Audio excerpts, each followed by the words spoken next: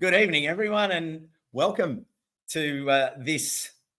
What are we? It's Tuesday night, and post dinner. I hope you had a good dinner. Actually, let me know, what did you have for dinner tonight? That's a random one. Normally, the first thing I ask is, where are you joining us from? So maybe you can put that as the first thing. Where are you joining us from? What country are you joining us from in terms of?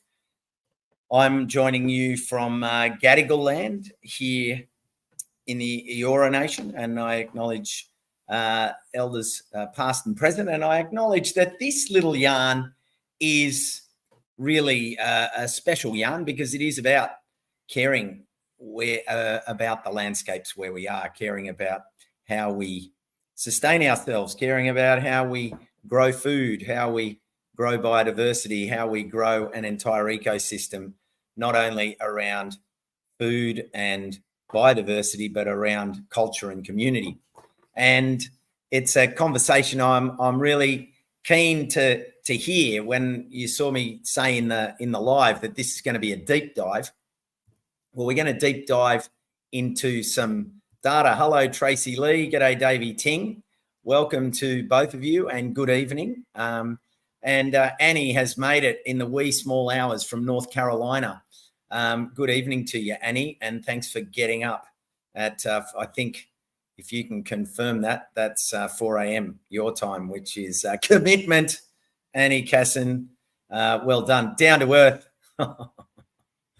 Menaces in the house. I need a menace emoji just to flag on there. So we've got Perth, we've got North Carolina, we've got Bendigo, Suzanne Johnson, Shannon McGavin, welcome to you. Karen, no dinner as yet, but it's raining in Gubbi country. Yes, it's raining here in Gadigal and Biddigal. That's for sure. Bondi has some beautiful rain, and it's been gentle, which I like. I can feel my garden just taking it in beautifully. We've got Shannon. So Shannon's joining us from Narandra.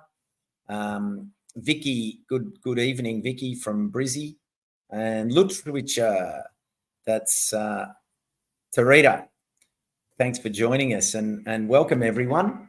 As I was saying, I'm very excited to have this yarn because it is about unpacking and diving deep into the Grow It Local report. Now, all of us are about growing food. We're about caring for the landscapes where we live. And one of the interesting and most powerful things that Grow It Local have been doing over the last, and I'll get Daz and Paul to unpack the exact details, but they've been doing year-on-year reporting, which is really what things like the backyard bird count are about. It's exactly what the wild pollinator count are about, getting that data back to back so that we can see and understand and get to interpret trends and movements, and really direct not only knowledge but information and, of course, funding to areas that need attention. So in the meantime, Jenny Lee's joined us from Coffs. Nazreen has come in from Woodville West Community Garden Rep. Good on you, Nazreen, and thanks for being a community garden rep. That's fantastic. Nabiac, New South Wales. Atherton, Peter, all the way up there, and from Atherton down to Catherine in the Mornington Peninsula. Well, awesome spread of people joining us tonight. And, of course, Andrew and Mandy from the Kalamunda Garden Festival.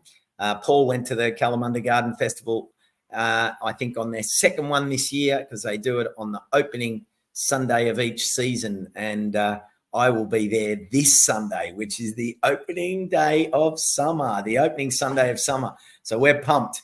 It's going to be great. Josh Burns going to be there, Jane Edmondson, Hannah, myself, plus a whole lot of fantastic local presenters will be there as well. So check out the Kalamunda website, and if you're in WA, get up to the hills and come and say good. Head to the hills, because we're going to be going off on Sunday. I can't wait. Oh, Annie had pasta and broccoli with chicken. Yes, 4 a.m. and I love early morning. Good on you. Where's Gary's in Tassie? And D Carter from Penrith. Good on you, D.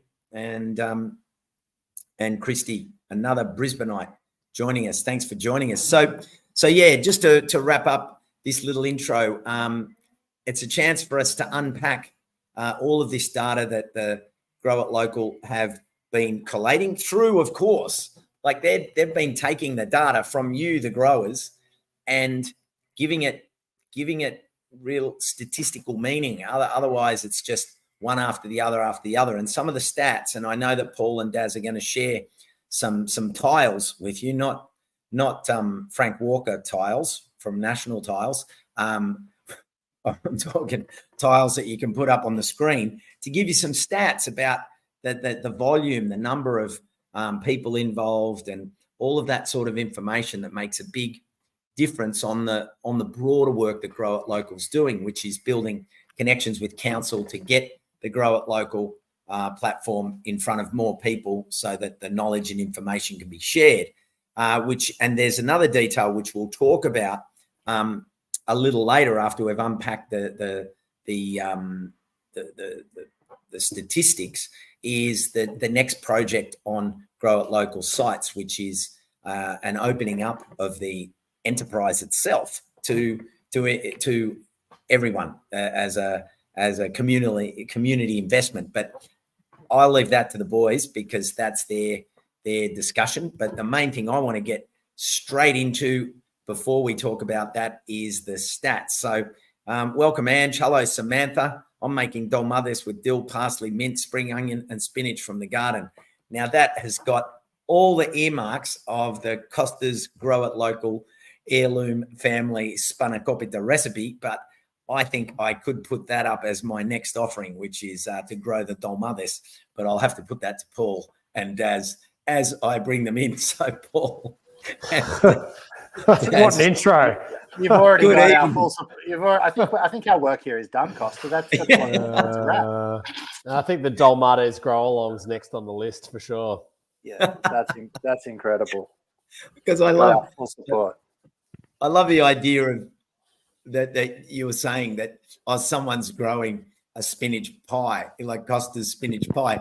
I love the visual of that we're saying, and particularly for people that have tried growing and they've had, problems and setbacks, and then they feel intimidated and they don't want to have another go. But the thought of growing a spinach pie with all these other people, I think that whole concept of the grow along, tell us a little bit about how that went from your perspectives, Paul. Well, it was a lot of fun watching you grow the spanakopita ingredients, that's for sure, because it makes everyone feel a lot better when people like your good self have the same problems that everyday people have when facing their garden, like windstorms and rain and pests and birds. And there's no such thing as the kind of perfect gardener. And then to, go to all the effort of growing those seeds and then coming along and putting it together in a treasured family recipe of yours, Costa. I've done a lot of cooking over the years for a lot of different people, but I really felt the pressure probably most acutely when I was, working on that spanakopita with you breathing down my shoulder. But not only did I feel you breathing over my shoulder, it was like a stack of generations unseen, going back thousands of years. I could feel exactly the point in the shoulder. No, not like that, not like that. But, excellent guidance, and you came through, and it was great. And just to be able to grow along as a part of a community like that and to share recipes and share those growing journeys has been a really, really amazing part of doing that grow along journey with you, growing Costa's spanakopita. Yeah. I didn't. Well, you didn't show the tension at the time. We had a cracking time making that and videoing that, and you just had that stone cool as a cucumber, almost as cool as the cucumbers that you and Daz do the pickling of. Daz, he came across pretty chilled to me. Big time, Costa. I mean, we have now found ourselves in pretty much every corner of the country doing work, Paul and I running learn to grow workshops and events, and had people present us with your family heirloom spanakopita recipe right in front of them. I was at New Farm State School in Brizzy with the Queensland Minister for Environment a month or two ago, and they had made your spanakopita and had it there ready to present to me, and all the school kids had grown along. Wow. That's, I mean, look, Dee Carter just said here, I love the spanakopita. It was the first time I had ever made it. Like, that's special, you know, when you look at it like that. And that, you know, Dee sort of had this connection to my family spanakopita, but it was this online community that was there with her, literally, you know, positively over her shoulder saying, well, come on, if we're doing it, you can too, Dee. There's no going back once you go spanakopita, Dee, as you now know. You've opened your eyes to the world of green pie. And Costa, I can speak on behalf of my kids when I say they didn't really love spinach or anything to do with spinach pie before they first tried your spanakopita, and now it's a family favorite. And you know, Cooper and Jazzy, they can be like any other kid with particular taste, but mate, how can you not love that spanakopita recipe? Jeez. Sophia knows. Sophia knows, exactly. But you want to know one of the best things that I've seen evolve over this time, and Sophia Vuzakis will realise, because she's totally endorsed, is your pronunciations, both of you, and so many other people's pronunciation of spanakopita is now like spot on. It's not spanakopita, it's spanakopita. And both of you are saying it in a way that my grandmother would turn her head. Because if you said spanakopita, she wouldn't hear that. It wouldn't have registered as a word. And little did I know, Costa, when you first came around and we made that very first spanakopita, that when one puts together a spanakopita, they actually need a special tool, that being the spanakopita sweeper. And I only wish you could show everyone online what that is, Costa. Oh, here he go. He's got it. For your viewing pleasure. I thought he was going to have it wearing as a necklace around his neck that he was just going to pull out from the beard there for a second. Because I love this. This is amazing. Yeah. And you've got to tell the story of that guy. The Greek chef, and not that a Greek chef would wear a hat like that. It's some poor impersonation, but it's been in the family for a long time, this thing, and you can see it's got a nice taper on the brush there from kilometers of phyllo that it's worn down. He's a marathon chef. He's a marathon chef. Kilometers of phyllo. That's a new take, Costa, on living by numbers, living by data. Look, I like this. If you don't say it right now, people will judge you.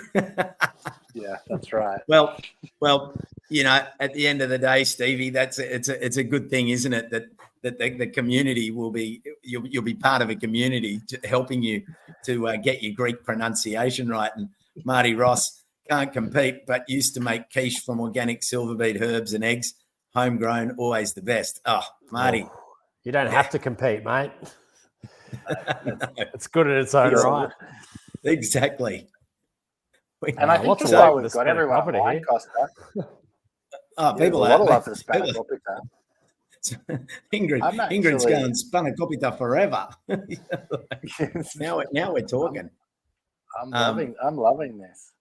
And Costa, perhaps while we've got everyone online, we could just get a bit of feedback on the potential for your next grow along being the do we need some help with the pronunciation? Dolmati grow along? Oh yeah, we need a bit of help. You should hear me pronounce it with my southern US accent. Oh yeah, let's hear that. Thanks, Annie. There'll be a little bit of a spanakopita. I'm sure. We'll have to bring you in backstage one day, Annie, and you can pronounce that with us, and we'll do a little GIF of it. Now, dolmades. It's like this, not dolmades. It's dolmades.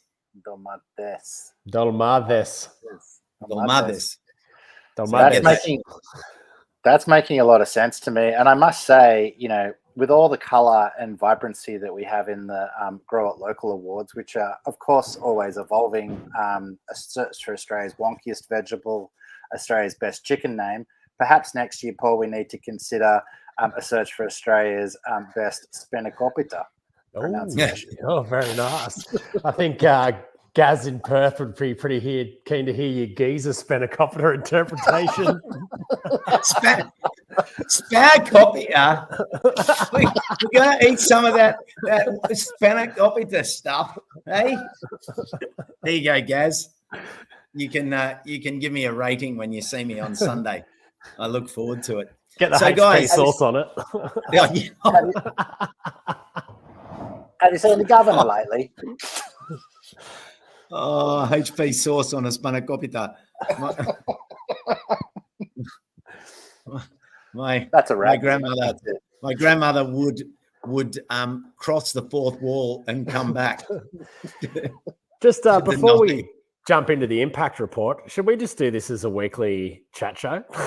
Yeah, this is a rant. This is a thing now. He reckons I wasn't even close. I can't be what I can't hear. So yeah. Oh, look, he has best recipe cookbook coming up. Yeah. Wow, there's lots of everyone's loving the spanakopita yarns. That's fantastic. So that by way of introduction, everyone. 20 minutes in, and we've just cut through the spanakopita first wall. And now, tell us a little bit about the Grow It Local report and just what that means in terms of the year-on-year data and what it's been informing you in terms of directing the direction of Grow It Local. Who wants to start? Oh, I'll jump in. I wasn't sure if I'll jump in on that. So in 2014, there was an amazing impact report that came out of the Australia Institute, that quantified the positive impacts of growing food in Australia. And it was just a one-off report, and we thought there was a lot to it, and we wanted to expand on it. And as the Grow It Local community grew, we had that opportunity to kind of speak to the members of our community, who now number more than 33,000 all over Australia, as a part of our regular membership survey. And as a result of that, we've built the world's biggest year-on-year data set quantifying the positive impacts of growing food at home. And I mean, I think everyone on this line now watching can appreciate that we all know that growing food and gardening is the best. And you can tell it to everyone, and those who know get it. But sometimes when you're trying to convince people, or you're trying to engage with government or the kind of business realm, it's important to have some hard numbers that back it up. And because we've partnered with government, with Grow It Local all over the country as well. We've got 31 local government partners and 3 state and territory partners around Australia, and they really want to see the data. And as a result of that, we've been able to put a little bit of shape around how people feel about food growing, the impact that it makes on their lives. And I'll bring the report up in a second. But from the back of that, I mean, just top line, we know that from people growing their own food, they're reporting better personal health. Physically, they're reporting better mental health, a deeper connection to their community, and a deeper connection to the natural world. And I mean, all of that stuff in the world that we live in now is incredibly, incredibly important. So, Daz, unless there's anything you want to add to that, I might just jump in and start working through some of the data. So, strap yourselves in, ladies and gentlemen, because here we go. Historically, this has been something that we only report back to our government partners, but we've realised over the last couple of years that this is actually a really important piece of public data. And so it's with great pleasure that we're making it public. So you're some of the first people beyond our partners to see this information, but we certainly plan on making it public this year and into the future. So lots of great comments. If you have any questions, chuck them in there as well.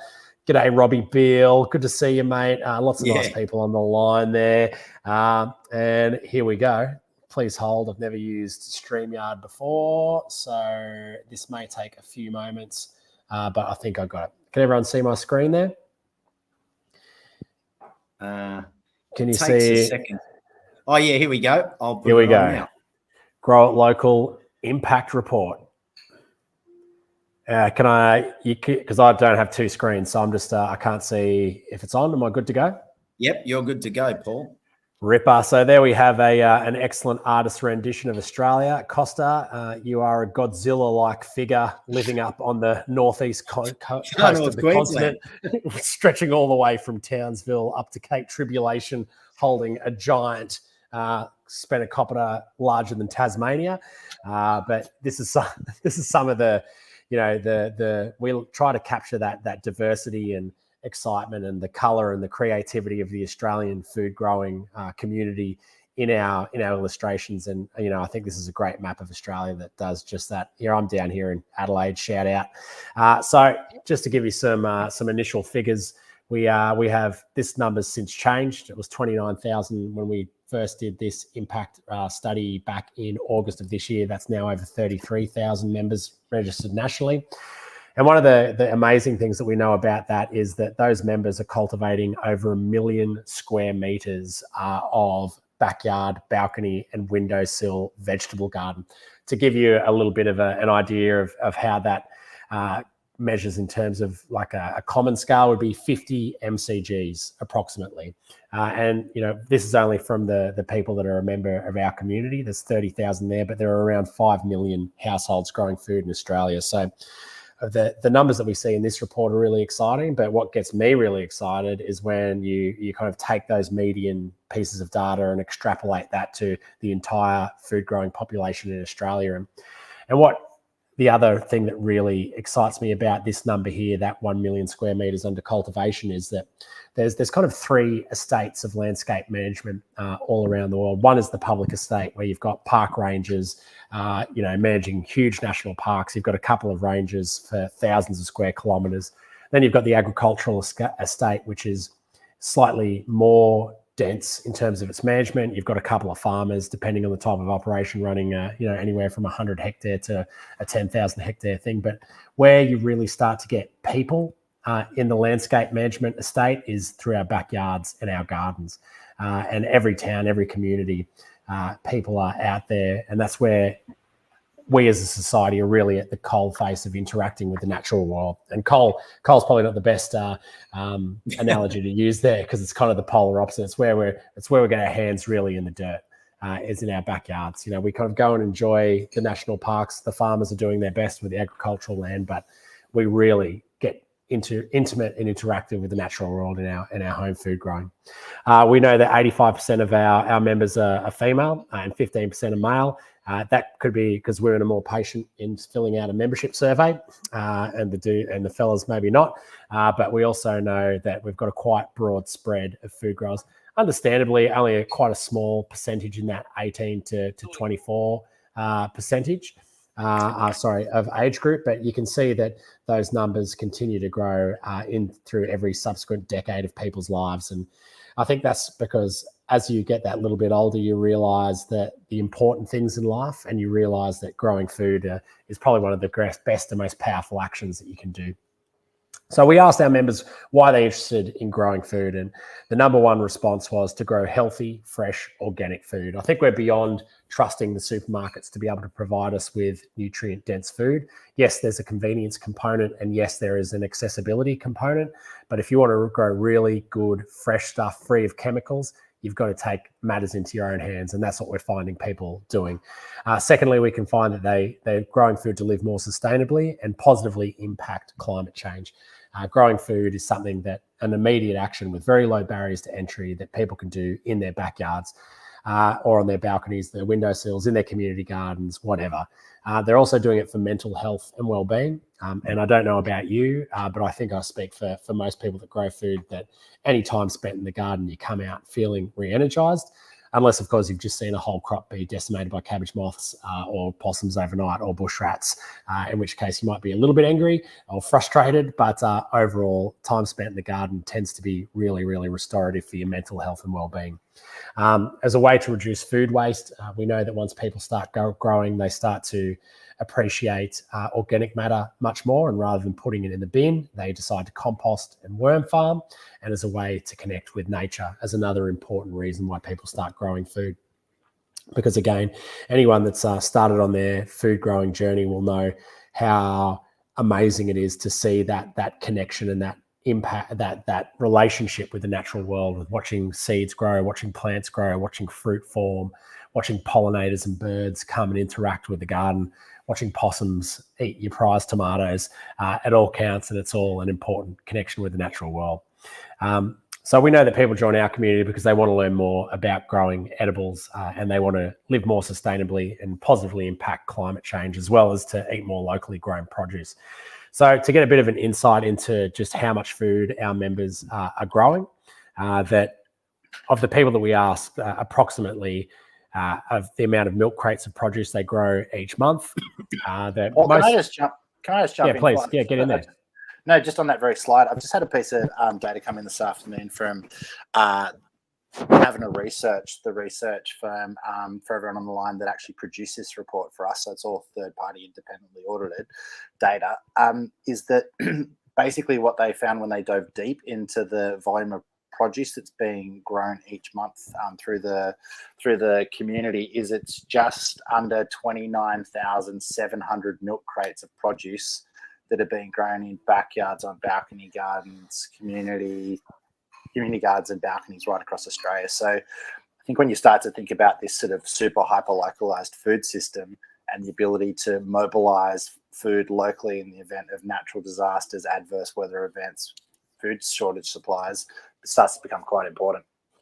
Yeah, I think that's an excellent point, Daz, and there's some serious figures for sure. But even beyond that opportunity in the face of disaster, even in non-disaster based times, that having that locally grown food network, I mean, there's a whole raft of benefits that come out of there, and community resilience around being able to eat nutrient dense food, growing biodiverse crops, and the social connection that builds around a local food economy. And as we've seen in these times of, kind of recent disaster, whether it be bushfires, floods, or the pandemic, that when a national centralised food system struggles, for those of us that grow our own food, we tend to ride out the wave of that insecurity a little better. So you can see there that people that are, growing under one milk crate of produce per month also correlates with people that are, kind of new to growing or not yet on their growing journey. We can also get a sense of the incredible diversity of plants that people are growing. And I live in a regional area in New South Wales, and I swear every time I go to the supermarket, there's less and less diversity available. It really strikes me in the kind of potato world, where I remember as a kid going and being able to buy, even from the major supermarkets, various potatoes that actually had names, and now they're categorized into washed or unwashed. Whereas there's a huge amount of diversity out there, but we're just not seeing that come through in the major supermarkets. And it's only when we take matters into our own hands that we get an example of this and get to grow that incredible rainbow of produce and flavour and texture that opens up to the backyard growers. We know that most people are obviously wanting to grow fresh and local food. They are doing so without chemicals. 68% go totally chemical free, 31% try to, but every now and then, pull out something to maybe deal with a one-off pest problem, and 1% are just do whatever it takes. And I think that those numbers, are probably evolving over the generations. I certainly remember my grandfather was a really good backyard food grower, and his shed, he had Roundup, he had Dipel, he had all the kind of crazy, growing chemicals. He was putting NPK on his garden. He wasn't making compost, but that was that was part of what some of that generation were doing. So moving on to where people are actually growing, the vast majority of people are growing in backyards, but they're also growing in pots in their front yards. And then we get down into a few of the smaller niches where people are still growing, but equally as important, because it shows a picture that while everyone may not have a backyard, that certainly people can grow food wherever the circumstances allow them. And people growing food in balconies, in apartments, people with no space available, growing it in community gardens, sunny windowsills, hydroponic, growing it in school gardens, and only a very small percentage say they don't have a garden. But we certainly hope that that this inspires them to go out and connect with gardening in a sense beyond just the traditional backyard. Also, we've got this great diversity pick here where we're trying to figure out exactly what level of diversity people are planting. I think they'd be lucky to be probably 6 to 10 varieties of produce in total in my local supermarket, but you can see 1/4 are kind of growing that, and that would be, you know, in line with people beginning their growing journey. But then we see we've got 1 in 5 growing 20 to 40 varieties there of fruit and vegetable, and that's just an incredible amount of diversity and nutrition there. You know, we're told repeatedly that we need to eat the rainbow, and you know, what better way than to be growing such a huge variety of fruit and vegetables there. We've got 3% growing 50 to 100. Gaz and Jules, that might be you, you guys over there. And there's 1% growing more than 100 different varieties, which is incredibly inspiring. We can see that despite you know, most people growing over the warm season, that actually most people tend to grow throughout the year. There's a slight dip in winter and a slight dip in summer. I think a lot of that would be from people in Queensland maybe reducing that summer amount there, but we're getting pretty consistent food growing around Australia. So of the 29,000 people in this survey, 24,000 of them are composters. And this is, for me, is a really important piece of information, because once people start food growing, not only do they have all that personal health and well-being benefit, that environmental benefit, but, you know, we watch you on Gardening Australia, Costa, we watch all these incredible garden educators saying, you need to add organic matter, you need to add compost, you need to add compost, you need to add compost. And when you start in your growing journey, you might go buy some from a big nursery or a big box store, but then you realize, man, I need a lot more compost than that. How do I make it? Oh, I just use my food scraps. And so we know that those 24,000 people that are composters are diverting 56 ton every single week diverted from landfill. And I mean, that's a hugely important number, because organic material going into landfill is a major source of methane production, and methane is a significantly more powerful greenhouse gas than carbon dioxide. So there's huge interest at the global level. The UN have got a target to reduce organic food waste going into landfill by 50% by 2030. They've got an international treaty on that. The Australian government has ratified it. The states have then taken that on, and through the work that we do at Grow It Local, we're trying to get more people composting as a way to address that. And because, as you know, as many people in this on this stream would know, that once you start to compost, you start to see all those food scraps as an incredible resource. And next thing you know, you find yourself, you're going over to someone's house that doesn't compost, and you see them about to scrape some food scraps into the bin. You're like, no, whoa, what are you doing? And you end up taking a doggy bag full of compost home instead of taking any leftovers from dinner. So we know that 75% of people once they start growing food, they get a greater appreciation for food because of the effort that it takes. It's not just something that materializes instantly on a supermarket shelf. It's something that takes time, effort, and care to grow. And while they might not be growing everything that they eat, when they do start to grow, they appreciate the things that they buy because they know the effort that's gone into it, and they waste food less. And 87% of cause pick just what they need. And again, another great behavior change is that 90% of backyard gardeners that we spoke to don't discriminate against wonky produce, because anyone that's growing food at home will know that no one grows picture perfect produce that looks exactly like a fully stacked shelf in the supermarket does, but we all know it tastes good. So it gives us that greater appreciation for the wild, weird, and wonderful produce that comes out of our backyards. So to kind of further expand on that, 56 tons diverted every single week from kilos of landfill, that equates to 5 million kilograms of carbon emissions avoided per year. So that's nearly 6 million kilograms of CO2 gas that doesn't go into the atmosphere because people are composting and they're putting that fertility not into landfill where it becomes a leachate and releases methane, but they're putting it into their gardens where it becomes a diverse dirt community, a diverse earth community, and grows nutrient dense food. So just moving on, we can see that 84% find growing food as a way to live more sustainably, because what a great way to connect to the natural world, to reduce food miles of your supermarket basket by growing as much as you can at home. You save water, you divert organic waste. It's a really powerful action, again, that anyone can take and is an excellent step towards a more sustainable lifestyle. And this is a critical one, and make sure you warn the kids that 76% say that growing food is a gateway to other sustainable actions. 1 second, you're just planting a couple of zucchini plants. Next thing, you're taking plastic containers or glass containers to the Whole Foods store so you don't have to use waste. You're walking places, you're wasting less, you're buying less, you're riding your push bike instead of driving. It's a slippery slope. As we all know, that you start growing and it's a gateway drug, gateway behavior. Next thing, you're doing all kinds of crazy, impactful sustainability behaviors.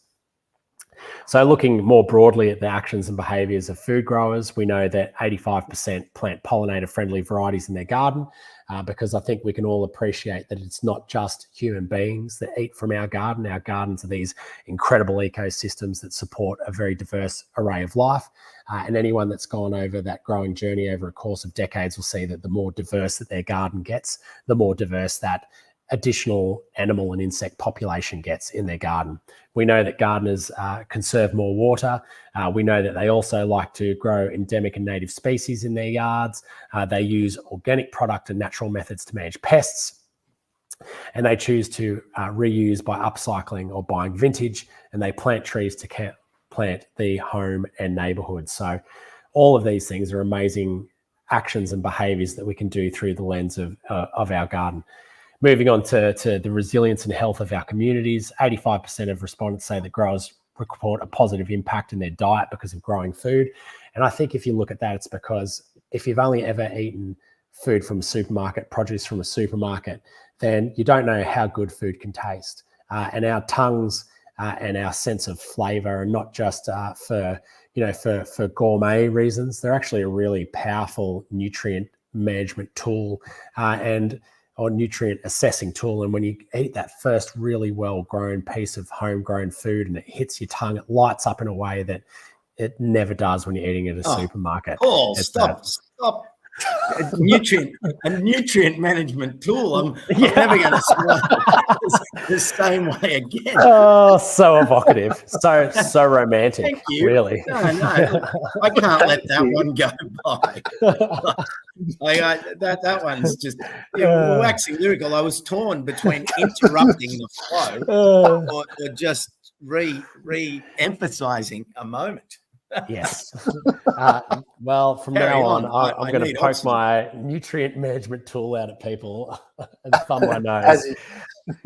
But we experience it. We experience it as flavour, but what we're really at a kind of more chemical level experiencing is nutrition. And if you especially when you have something that's like picked literally fresh, there's no time for those sugars to convert to starches. It really is true that it tastes better homegrown and it's more nutritious for us. It gives that. Our gardens also give people a lens to appreciate seasonality. Again, looking at the supermarkets where we've got 24-hour or 365-day year availability of so many things, there's no seasonality. It's very hard to understand what is and isn't in season, especially because Australia is such a large continent and so much is shipped around through road freight. Tomatoes can be grown in winter in Queensland. In summer in the southern states, there's tomatoes all year round. But in your garden, you get that. It's a great educational tool for people that are beginning their growing journey to have a deeper understanding of the seasonal availability of the food. So the next one, which is a really important one, is that positive mental health and well-being aspect, where 93% of members say that gardening is good for relaxation and mental health. And I mean, that's pretty much everyone. And I think the 7% that responded in the opposite to that probably have got a problem with possums. And they just can't seem to get anything growing because really, if it's a daily activity, and it's good for the soul and it's good for our mental health, and getting your hands out in the soil and seeing the beauty of the natural world, seeing the sun shining on the leaves and the pollinators flying around. And again, as we'd expect, we see 92% of people feel happier in their garden. We can see there's a really broad spread of how much time people spend in their garden over the course of the week, with a kind of average in that, up to 10 hours, some spending 10 to 20 hours. And I'm sure there's those little niche graphs there that are probably more like 40 hours a week. I'd certainly love to be in that 10 to 20 hours a week, but, realistically, it's that kind of 5 to 10 hours a week for sure. And that brings us to the end of the report. I'm going to take a breath now. Stephen McKnight's comment, I think should follow right on to your pause there. These stats give me an enormous hope for our future generations.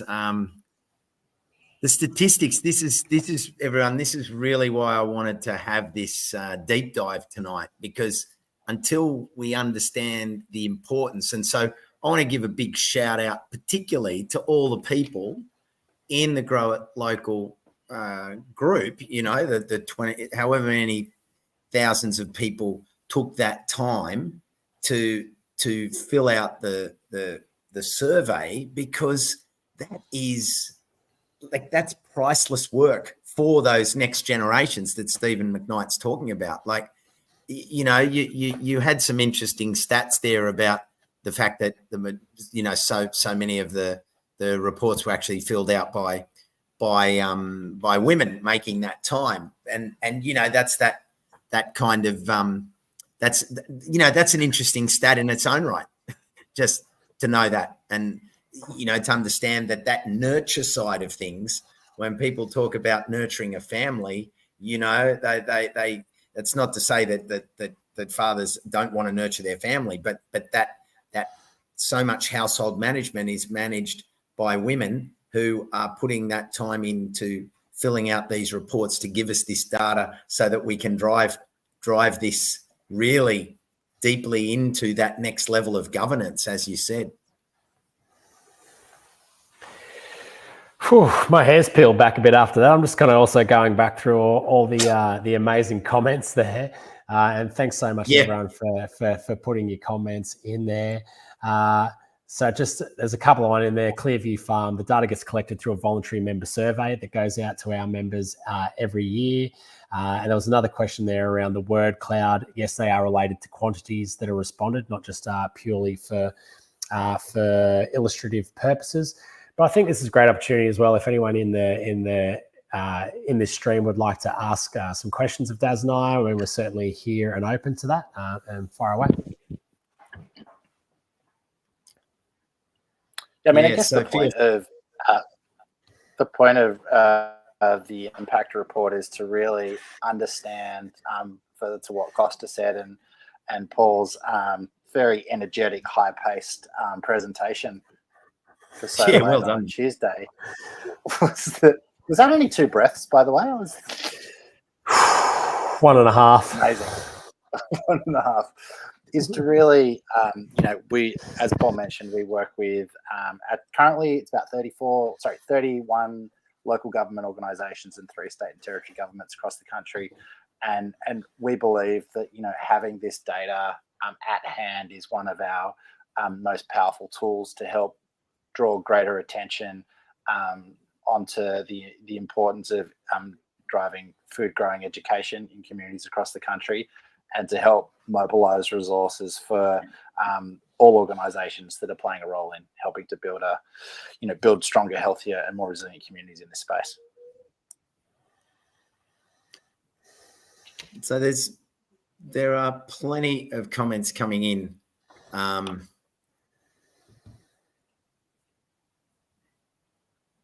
So many comments. I've been popping them up there as we go. So thanks everyone for being so engaged. As Nazreen said, and this ties in with what you were just saying, Daz, how do we get state, local governments to notice and resource food gardening? Well, I suppose this is one of the very first and big steps, because when you are armed with this sort of information, there's no fobbing it off. Like, that doesn't open doors. It jams a solid 4B2 into the doorway and prevents it from closing, because they're statistics that are back to back year on year, and it's community driven, and you can't deny what these stats have shown. And I think one of the interesting things, maybe you could give us a bit of info on this, Daz, like getting us an organisation, a proper organisation, to go in and compile those statistics. Otherwise, you'd say, yeah, we've got X many of thousands of surveys, and then you pick a comment out here and a comment out there. I mean, to go through and do that, that's a massive job. Yeah, it takes us about 4.5 months to complete the impact reporting process, which is a huge amount of time and resources, actually. But we believe that it's one of the most important things we do in terms of being able to just substantiate through quantifying and qualifying what's actually being achieved. If you're talking to for example, a local government or a council anywhere in the country, they're all going to stop and listen if you knock on their door and say, well, hey, here's an idea that can help you reduce the volume of food waste that you're sending to landfill.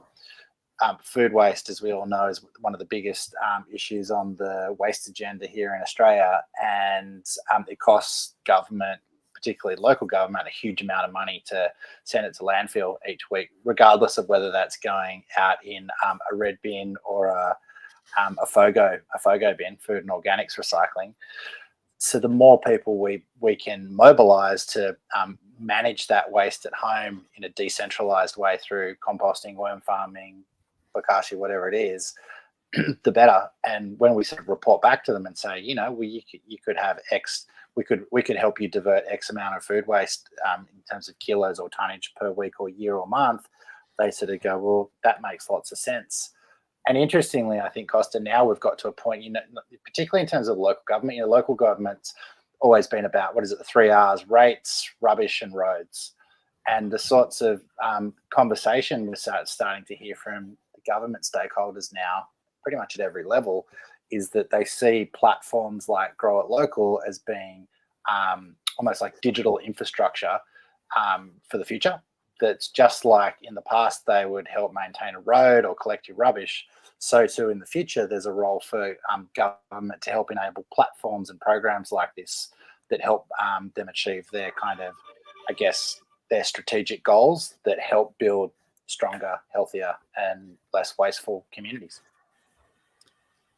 Yeah, exactly. And that's what Nazreen was saying there, engaging the community and making the cultural change across a community is the hard part from someone that's running a community garden. And that's where this collective data has such clout, because, Nazreen talking about his community garden is the hands-on right at the front line, getting people engaged. But when he has that sort of data and he can speak with the local member and say, we want some more information, we want more community outreach, we want your sustainability officers to get out there and help generate more engagement. This is where you see the impact of this report colliding head on with the reality on the ground. Yeah. Well, I mean, we find that community engagement officers are generally really pro, supporting gardens and gardening. But the challenge is they have to get the funding across the line with councillors, people senior at council. And that's where things like the data comes in really handy, because it's not just running on woo-woo. It's not like, we all know that gardening is great for us and we can bang the drum for it all day. But once you start to put some shape around just how broad reaching those impacts are, then that speaks to those kind of higher levels of government, and they tend to understand it a bit more when it's put in their language of data. Yeah, and I would never have thought, that's exactly right. And Costa, I would never have thought that Paul and I would find ourselves, as we did 2 weeks ago tomorrow, in Queensland at Queensland Parliament House, where we were installing what we believe is the nation's first parliamentary garden, where we installed a garden, 4 varieties of mint. We had the Honourable Queensland Minister for Environment, Leanne Leonard there. Paul, what an occasion that was. Yeah, and I think everyone at every level gets it. When it's not an easy job working at any level of government, but everyone resonates with the garden. So we didn't have to do too much arm twisting to get the state environment minister to come down and put her hands in the soil, as well as the Speaker of the House. And I'm sure when it's with it being so good for your mental and physical well-being that. When you're dealing in state politics at a regular level, it's nice to get out in the garden, put your hands in the dirt, and do something in the sunshine instead of under the fluorescent lights of your office. And there was actually a new gardening tool innovation that Paul came up with on that particular occasion. Paul, if you can just talk to that, I'm going to try and bring up the photo. Yeah, so there's a lot of ceremony around a lot of Australian politics at the state and federal level, and even at the local level, but in Queensland, in particular, every sitting session is initiated by the Sergeant of Arms walking into the Speaker's chambers with a 2 metre long golden mace, and so we saw that and we thought actually that would make a great dibber for the garden, and we asked the team there if we could have access to said giant golden mace for a little bit of gardening. And I said, well, you can't have the $250,000 legitimate one, but you can actually borrow the replica one that we use for education purposes. And so we used a giant golden mace as a dibber in the wicking beds that we were planting out with the mint there. You can see the Speaker of the House holding it there. I did get a go of it as well, and I mean, for me, it's it's kind of a bit silly, but really that's what gardening is about. Not being totally silly, but having a bit of fun and a bit of creativity. It's not something you have to take too seriously or have to take yourself seriously in. But even being able to bring a little bit of that colour and creativity of the backyard food growing world to the Queensland state government was a huge bit of fun. And great to see a planter there with a bunch of Feeling Radish and Costa head stickers on it too. Apple blossom. I hear, how good would those like slopes at the federal government house that you used to be able to roll down as a school kid? Now you can't do that. If the school kids can't roll down it now, why is it a lawn? Let's turn it into a vegetable garden.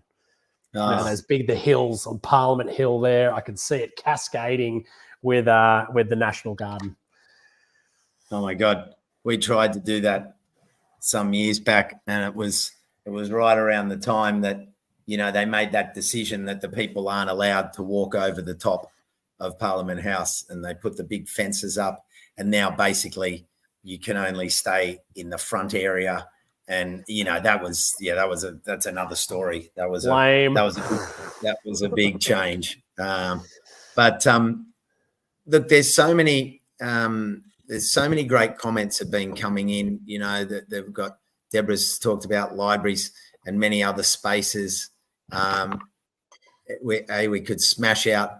Who's this? This is Batley Shippy. We could smash out every nature strip with veggies and foods, and we would be so well off communally. Totally. Yeah, Shippy. But I suppose, gee, time has rocketed. It's been an awesome yarn.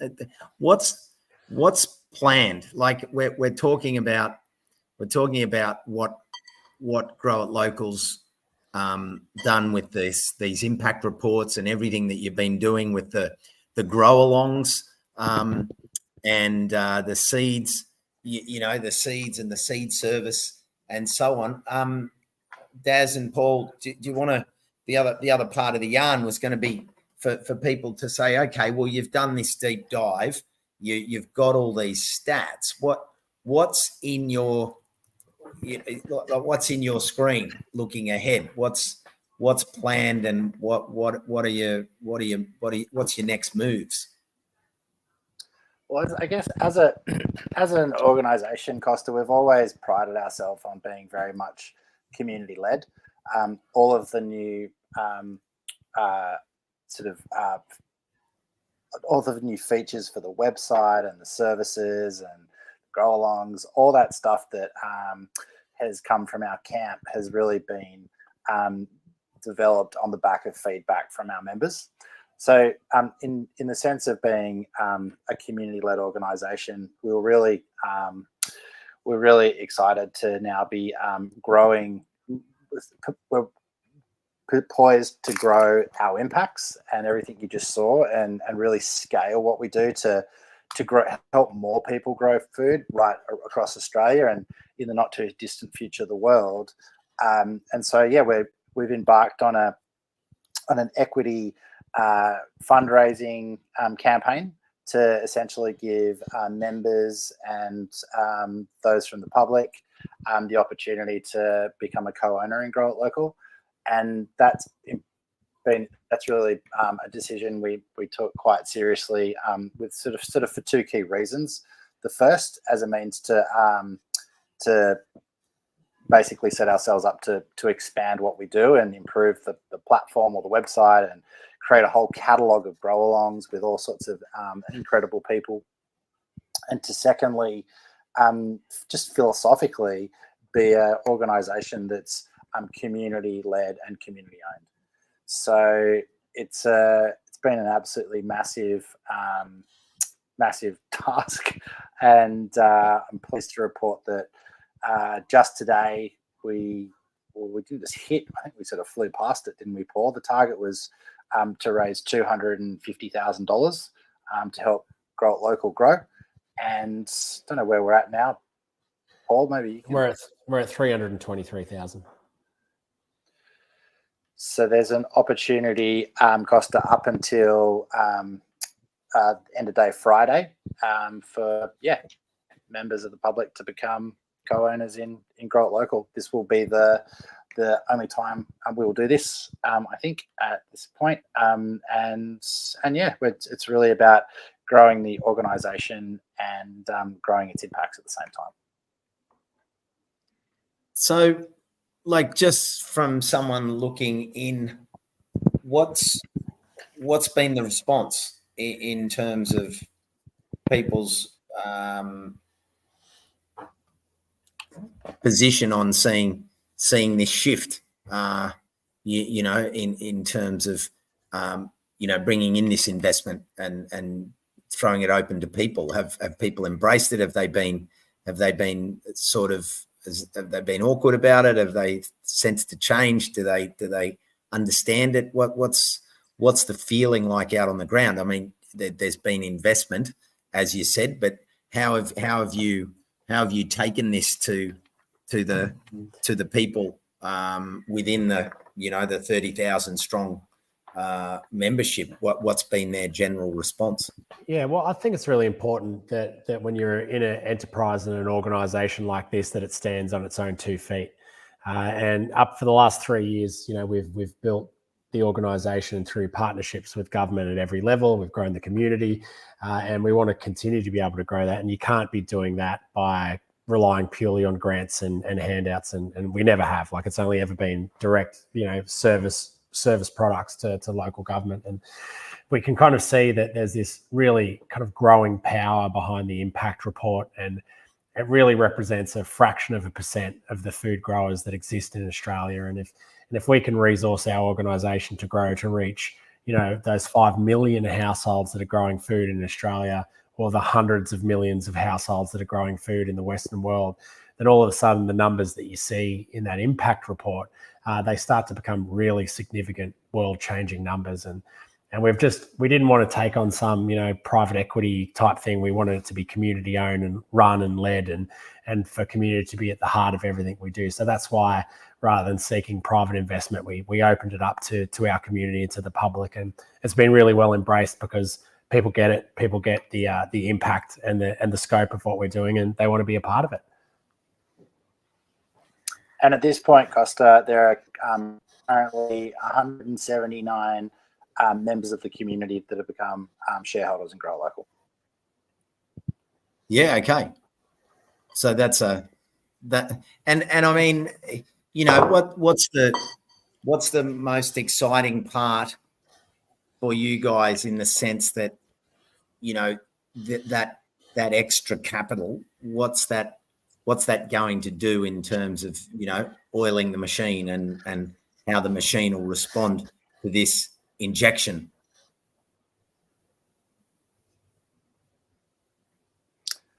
Well, I think it's going to really enable us to kind of grow that impact by bringing on more council partners and having because each one of those local government relationships takes time, as you can appreciate, to get more people growing in each one of those communities. So this will enable us to, we've got 31.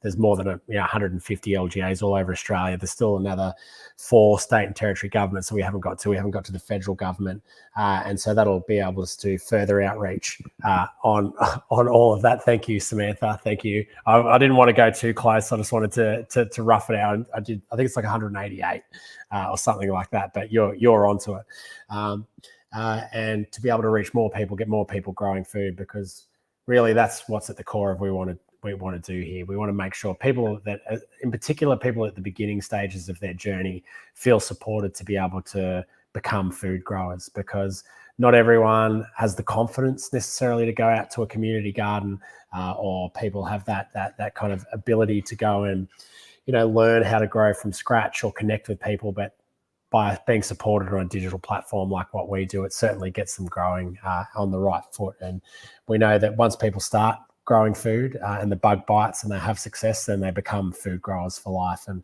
we want every person on the planet to be able to have the knowledge and feel supported to be able to grow a little bit of their own food. Did you want to add anything to that, Dan? Yeah, I think that what Paul said is just spot on. I mean, probably in terms of the use of the funds, it'll be used to expand the platform and to make it more robust. It was never designed to have the level of usage that it does today. So a little platform upgrade to really invest in the catalogue of grow-alongs. So to build a really the world's most definitive catalogue of grow-along content with all sorts of incredible people that come from both gardening and cooking, culinary circles, but also people that come from music, art, film, design, etc. And to really improve the, whilst we're very proud of what we've built so far with the Grow It Local report over the last 3 years, but it's just got so far to go, Costa. So we just need to continue to invest in delivering the most robust data and information that we can to help, all manner of organisations that are trying to get more people growing food and engage government, and a tool that they can use to help drive their success. Well, I'm just keeping up with some of the comments here, but there was one here that I wanted to ask. Who was it? It was about schools. Someone asked about schools. Where is it? I've just Nazreen, Apple Blossom. Do you have school? Here we go. This was Stephen McKnight again. Thanks, Steve, for your continued participation. Do you have school-based resources to target the next generation of gardeners? I'd be interested in using something like that. It's a really good question. Costa, the grow-alongs were never designed they were for anyone else other than sort of backyard home growers. But we've received lots of feedback from a couple of dozen schools that have been that have signed up, subscribed, and have been using them as a tool to teach the kids, and having great success. So that's definitely something we're excited to sort of grow into the future. Yep. Julie Stavers, just talking about the whole concept of the food bowl and the grain bowl, and food being harvested and trucked and stored and graded and trucked and regraded and stored and then packed and trucked back to where it came from days later, many food miles later, race to get in store local within 24 hours of being picked. I'm seen as being odd for growing a large variety of produce that we consume. I hear you, Julie, and that's exactly what this is about. Giving people that power of connecting to their food at home, on their balcony, in the street, in their courtyard, wherever it is, on their rooftop. We've got That's exactly right, Costa. we have this sort of, I don't know, internal kind of language we use where we believe that what's in evolution here is this idea of a connected gardening experience. Many of us actually garden in isolation in our own backyards, or on our own balconies or on our windowsills. And part of the kind of thinking behind the grow-alongs concept was to make it more of a social experience, so that whilst I might be growing in Bondi Beach in my little backyard on my own, I can see what Paul's up to in his backyard in Bermagui, and see what Donatello is up to over in Perth, and together we can all be part of a sort of a connected experience that's both online and offline, and maybe even Space Gandalf might be growing with us. Yeah, so I'm enjoying the idea of school sport being swapped out for school gardening. I can see the 800-meter trench. Someone's got to. Well, like I mentioned earlier, that 1 million square meters is about 50 mcg. So why not get those? Imagine a top-level football player, how much time they could do in a garden in a day. All that running and training, you could work them around the clock. They'd have it all. It'd all be moved. Every hole would be dug. Don't waste your time chasing the ball. Come on, fellas. Grab a shovel. Get in the garden. Exactly. There was one question pop up.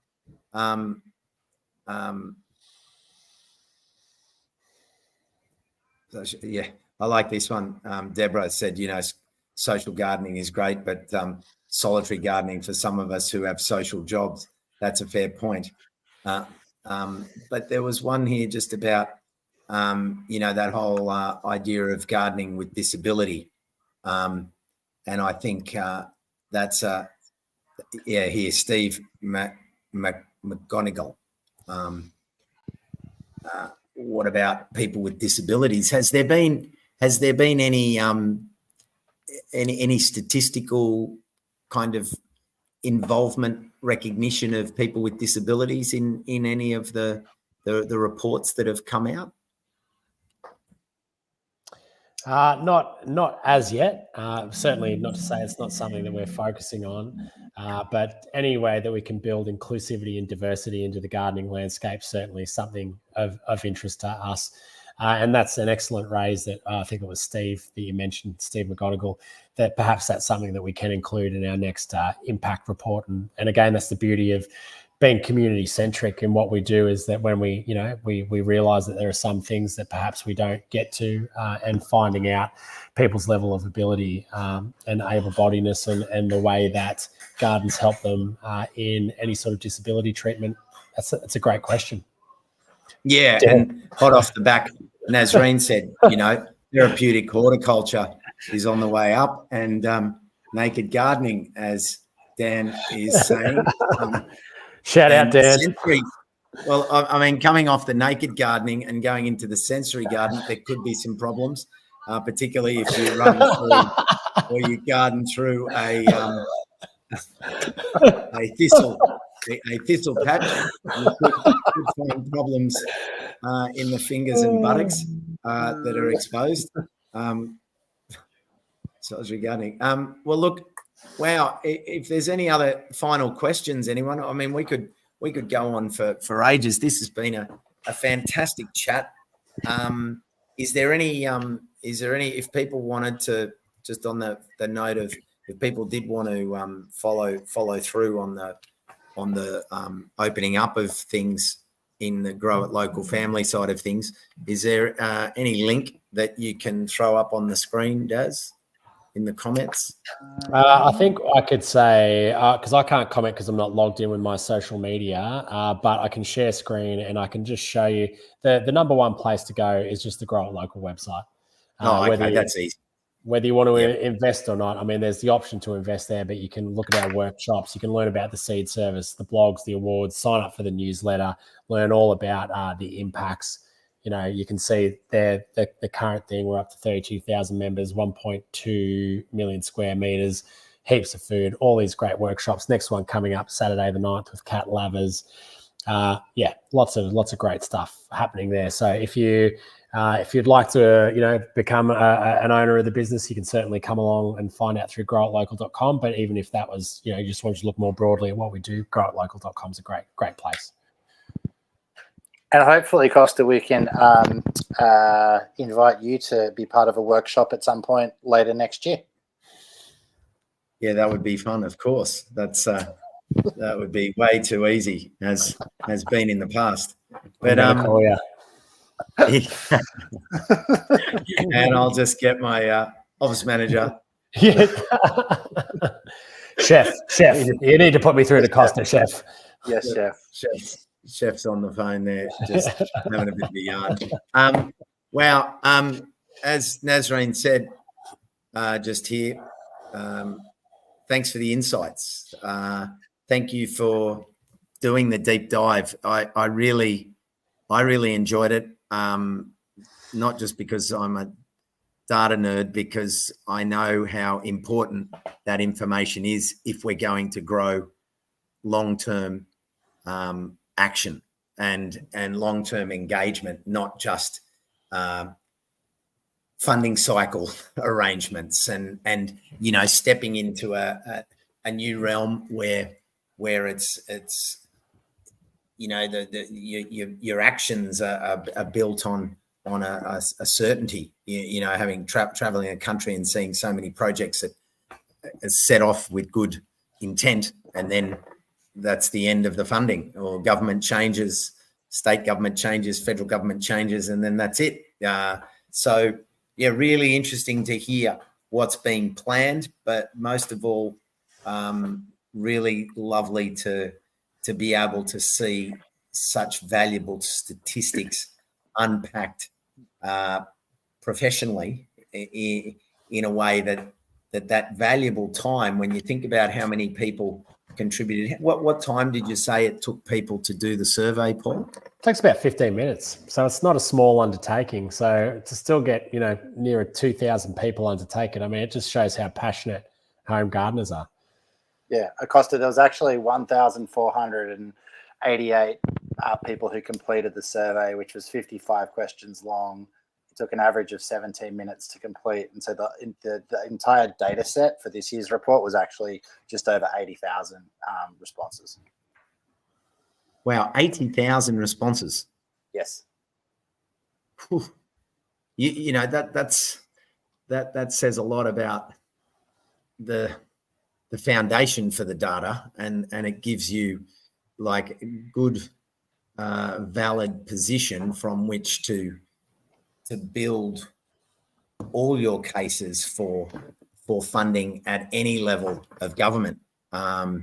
It's really, really wonderful. So yeah, big shout out to those people. And when you think about it, like you sort of go 15 minutes, when you're on the phone and someone says, oh, will you stay online and answer one question? And people are like, bugger that. I can't be bothered. I'm going to hang up. And then you think 15 minutes, but then, most people, probably spend an accumulated time of 15 minutes doom scrolling in any given time frame, easily just going, oh yeah, I'll just read this, I'll do that, I'll do this. And you think, what came out of that? Some positives, often many negatives, because you scroll through. So to think of 15 minutes as this investment into such a valuable outcome for the data, don't ever underestimate. I suppose that's my lesson. Don't underestimate the power of contributing to a survey, particularly when the survey is in a field that you love, like what we're all here for. And everyone that's been on today, I mean, everyone's stayed. I mean, everyone has, everyone's stayed on for the whole yarn, which has been fantastic, because they care. And yeah, big shout out to everyone for caring enough to do those surveys, to give you the chance to present that information and now leverage it in an incredibly productive way for the collective, let's say. So thank you, Costa, and shout out. I think with the words of Nasreen, sum up this session beautifully, and the power of community. Yeah, I reckon that's our closing shot. I'd like to just say a special thank you to everyone that's joined us online tonight, Costa, to hear the outcomes of the report. So much time and energy goes into producing it. It's lovely to have the opportunity to share it with folks who appreciate it. I'd like to thank you for being such an inspiration to us, our spiritual leader. And I'd also like to leave you with one closing statement, which is Spanakopita forever. And if you enjoyed this week's program, Daz, Paul, and Costa will be back next Tuesday at 8 p.m. for our regular slot of Chat and Spanakopita.